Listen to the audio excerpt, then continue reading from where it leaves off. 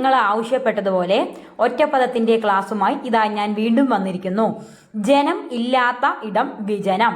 ജനം ഇല്ലല്ലോ, ജനം ഇല്ല, വിജനം. ജീവനില്ലാത്ത അവസ്ഥ നിർജീവം, ജീവനില്ലല്ലോ, അപ്പൊ നിർജീവം. ദർശിക്കാൻ കഴിയാത്തത്, ദർശിക്കാൻ കഴിയാത്തത് എന്താണ്? അദൃശ്യം, അദൃശ്യമായതില്ലേ, അദൃശ്യ മനുഷ്യൻ എന്നൊക്കെ കണ്ടു കേട്ടോ. ദർശിക്കാൻ നമുക്ക് കാണാൻ കഴിയില്ല, അദൃശ്യം. സ്പെല്ലിംഗ് ഒക്കെ ശ്രദ്ധിച്ചോളൂ. ദോശീലതായാണ് കേട്ടോ, ദോശീലതായും അതുപോലെ തന്നെ ശിവന്റെ ഷായുമാണ് കേട്ടോ. അദൃശ്യം, അദൃശ്യം, അദൃശ്യം. ദ്രോണരുടെ പുത്രൻ, ദോശയിലെതായാണ് കേട്ടോ. ദ്രോണര് നമ്മളെ പറ്റിക്കാൻ വേണ്ടിയിട്ട് ധനത്തിലെതായൊക്കെ കൊണ്ടുവന്നിടുന്നുണ്ട്. ദോശയിലെതായാണ്. ദ്രോണരുടെ പുത്രൻ ദ്രൗണിയാണ്, ദ്രൗണിയാണ്, ദ്രൗണിയാണ്. ദ്രോണരുടെ പുത്രൻ ദ്രൗണി. ദ്വീപിൽ ജനിച്ചവൻ ദ്വൈപായനൻ, ദ്വീപിൽ ജനിച്ചവൻ ദ്വൈപായനൻ. ദ്വീപ് ദോശയിലെതായിൽ തുടങ്ങുന്നത്, അപ്പൊ ദ്വൈപായനൻ. ദ്വൈപായനന്റെ വേറൊരു പേരാണ് വ്യാസൻ. അതായത് വ്യാസൻ എന്നും കൂടിയിട്ട് അതിന്റെ ഒരു ഒറ്റപ്പദമുണ്ട്. അതും കൂടി പറയാം. ദ്വൈപായനൻ എന്ന് പറഞ്ഞാൽ വ്യാസൻ എന്നും കൂടി പറയാം നമുക്ക് കേട്ടോ. ദ്രുപദന്റെ പുത്രി ദ്രൗപദി. ദോശയിലെ തായാട്ട, ദായാണ്. ദ്രൗപദി പറയുമ്പോ തായ എന്നല്ലേ വരുന്നത്, ദോശയിലെ തായ തന്നെയായിട്ട് വരുന്നത്. ദ്രുപദന്റെ പുത്രി ദ്രൗപദി, ദ്രൗപദി, ദ്രൗപദി. ദ്രുപദ, ദ്രുപദ, ദ്രുപദന്റെ പുത്രി, ദ്രുപദന്റെ പുത്രിയല്ലേ ദ്രുപദ. ആ ദ്രുപദയില് രണ്ട് തായല്ലുള്ളൂ, അപ്പൊ പുത്രിയിലും അതേ തായ തന്നെ വരുള്ളൂ. ദ്രൗപദി, ദ്രൗപദി. ദ്രുപദ, ദ്രൗപദി. ദ്രുപദന്റെ പുത്രി ദ്രൗപദി. 4 വിധമുള്ളത് ചതുർവിധം.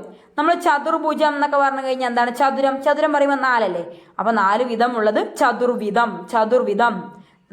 4 ചതുർ വിധം, വിധം. ഇനി നിമ്നത്തിലേക്ക്, നിമ്നം, നിമ്നത്തിലേക്ക്. നിമ്നം പറഞ്ഞു കഴിഞ്ഞാൽ ആഴം, ആഴത്തിലേക്ക് ഗമിക്കുന്നവൾ. നിമ്നം പറഞ്ഞു കഴിഞ്ഞാൽ ആഴം എന്നാണ് കേട്ടോ. നിമ്നത്തിലേക്ക് അല്ലെങ്കിൽ ആഴത്തിലേക്ക് ഗമിക്കുന്നവൾ. നിമ്നക, നിമ്നക. നിമ്നത്തിലേക്ക് ഗമിക്കുക, നിമ്നത്തിലേക്ക് ഗമിക്കുന്നവൾ നിമ്നക, നിമ്നക. ആ നിമ്ന പ്ലസ് ഗമ്മിയില് ഗ ചേർത്താൽ മതി, അപ്പൊ നിമ്നക, നിമ്നക. അടുത്തത് പിരിച്ചെഴുതുക. പിരിച്ചെഴുതുകയാണ്, ശ്രദ്ധിച്ചോളൂ. അവിടം, അവിടത്തിനെ ആ പ്ലസ് ഇടം, അവിടം. നമ്മൾ നോക്ക്, അവിടം എന്ന് പറഞ്ഞ് ഇത് ആഗമസന്ധിക്ക് ഉദാഹരണമാണ് കേട്ടോ. അവിടം എന്ന് പറഞ്ഞു കഴിഞ്ഞാൽ ആഗമസന്ധിക്ക് ഉദാഹരണമാണ്. അതായത് ഒരു വാ വന്നില്ലേ, വാ വന്നില്ല, അതാണ് ആഗമസന്ധി എന്ന് പറഞ്ഞു കഴിഞ്ഞാൽ ഒരു വർണ്ണം വന്നു ചേരുകയാണ്. അപ്പൊ നോക്ക്, അവിടം, അവിടം. അത് നോക്ക്, ആ വാ പ്ലസ് വള്ളിയല്ലേ, ഈ വള്ളി വരുന്ന അവിടെയൊക്കെ എന്താണ്? ഈ എന്ന സൗണ്ടാണ് വരിക കേട്ടാ. ആ പ്ലസ് വിടം, വിടം പറഞ്ഞ ഇടം. ആ വിടം പറഞ്ഞ ആ പ്ലസ് ഇടം, വള്ളി വന്നത് കൊണ്ട് ഇടം. ഇനി അക്ഷരം, അക്ഷരം. ആ പ്ലസ് ക്ഷരം, ആ പ്ലസ് ക്ഷരമാണ് അക്ഷരം, അക്ഷരം. ആ പ്ലസ് ക്ഷരം. ഇനി അടുത്തത് അഭ്യുദയം, അഭ്യുദയം. അഭ്യുദയം എന്ന് പറഞ്ഞു കഴിഞ്ഞാൽ അഭി പ്ലസ് ഉദയം, അഭ്യുദയം, അഭ്യുദയം, അഭ്യുദയം, അഭ്യുദയം. അഭ്യുദയം പറഞ്ഞു കഴിഞ്ഞാൽ എന്താണ്? അഭ്യു, അഭ്യു എന്തൊക്കെ ചേർന്നാണ്? ബി പ്ലസ് ഉ ചേർന്നാണ് view, view, view, view, view, view. അത് നമ്മൾ വായിക്കുമ്പോൾ തന്നെ നമുക്ക് കിട്ടും. View, view, view, view. View പറഞ്ഞാൽ എന്താണ്? അബി പ്ലസ് ഉ, അതാണ് അഭ്യു പ്ലസ് ഉദയം. അത്രൈവ, അത്രൈവ. അത്രൈവ പറഞ്ഞ എന്താണ്? അത്ര പ്ലസ് ഏവ, അത്രൈവ, അത്ര ഏവ, അത്രൈവ, അത്രൈവ, അത്രൈവ, അത്രൈവ. അത്ര പ്ലസ് ഏവ, ഐവ അല്ലാട്ട വരുന്നത്, അത്ര പ്ലസ് ഏവയാണ്. അത്രൈവ, അത്രൈവ, അത്ര പ്ലസ് ഏവ. ആ ഒരു സൗണ്ട് വരുന്നത് നോക്ക്, ഏവ, അത്രേവ, അത്രേവ, അത്രേവ, അതാണ് അത്രൈവ. ആട്ടപ്പിറന്നാൾ, ആട്ടപ്പിറന്നാൾ എന്ന് പറഞ്ഞു കഴിഞ്ഞാൽ ആണ്ട് പ്ലസ് പിറന്നാളാണ്. ആട്ടപ്പിറന്നാൾ പറഞ്ഞു കഴിഞ്ഞാൽ എന്താണ്? ആണ്ട് പ്ലസ് പിറന്നാളാണ്. ഇങ്ങനെയാണ് നമ്മുടെ PSCയിൽ കൊടുത്തിരിക്കുന്നത്. എന്നാൽ ശരിയായിട്ടുള്ള പദം എന്ന് പറഞ്ഞു കഴിഞ്ഞാൽ നമ്മുടെ ശരിയായിട്ടുള്ള അട്ടപ്പിറന്നാളാണ്, അട്ടപ്പിറന്നാളാണ് ശരിയായിട്ടുള്ള പദം. എന്നാൽ PSCയിൽ ആൻസറായിട്ട് കൊടുത്തിരിക്കുന്നത് ആട്ടപ്പിറന്നാളാണ് കേട്ടോ. ആട്ടപ്പിറന്നാൾ എന്ന് പറഞ്ഞു കഴിഞ്ഞാൽ ആണ്ട് പ്ലസ് പിറന്നാൾ എന്നാണ് അവർ പറയുന്നത് PSCക്കാർ. എന്നാൽ ശരിയായിട്ടുള്ള പദം എന്ന് പറഞ്ഞു കഴിഞ്ഞാൽ അട്ടപ്പിറന്നാൾ. അപ്പോൾ നിങ്ങൾ അട്ടപ്പിറന്നാൾ ഉണ്ടെങ്കിൽ അട്ടപ്പിറന്നാൾ ഓപ്ഷനിൽ കറുപ്പിച്ചോളൂ. ആട്ടപ്പിറന്നാൾ ഇല്ലെങ്കിൽ കേട്ടോ, അല്ലെങ്കിൽ ആട്ടപ്പിറന്നാളിൽ തന്നെ നിങ്ങൾ കറുപ്പിക്കണം. ആണ്ട് പ്ലസ് പിറന്നാളിനെയാണ് ആട്ടപ്പിറന്നാൾ എന്ന് പറയുന്നത്. ആയിരത്താണ്ട് പറയുമ്പോൾ എന്താണ്? 1000 പ്ലസ് ആണ്ട്, ആയിരത്താണ്ട്. പറയുമ്പോൾ എന്താണ്? 1000 പ്ലസ് ആണ്ട്. 1000 പ്ലസ് ആണ്ടാണ് ആയിരത്താണ്ട്. ആ താ സൈലന്റ് ആണ്, നിങ്ങൾ ശ്രദ്ധിച്ചാൽ മതി. കുറേ പറയുമ്പോൾ നിങ്ങൾക്ക് താ സൈലന്റ് ആയി തോന്നും. ആയിരത്താണ്ട് 1000 താണ്ടുകടാ.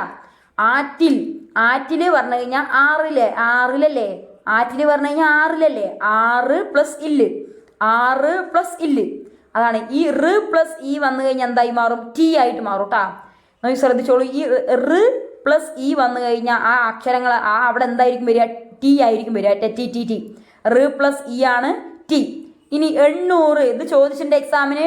8 പ്ലസ് 100 എന്നൊക്കെയാണ് കൊടുത്തിരിക്കുന്നത് ഓപ്ഷനായിട്ട്. അപ്പം നമ്മൾ എന്താണ്? 800 പ്ലസ് 100 800. നിങ്ങൾ കുറേ നിങ്ങൾ വായിക്കുമ്പോൾ കിട്ടും നിങ്ങൾക്ക്. 800